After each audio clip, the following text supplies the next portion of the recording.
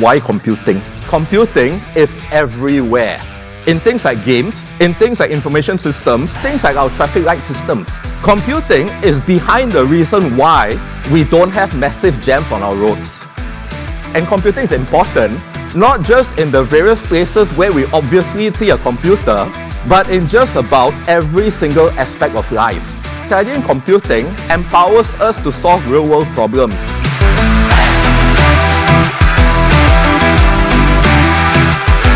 We train you to take problems and to decompose them to little bits and to solve those bits and accomplish big things.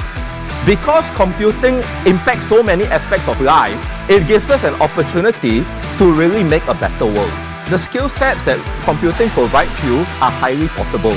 Because of the kind of skills, right, that we give you, where you are able to solve large problems systematically and effectively.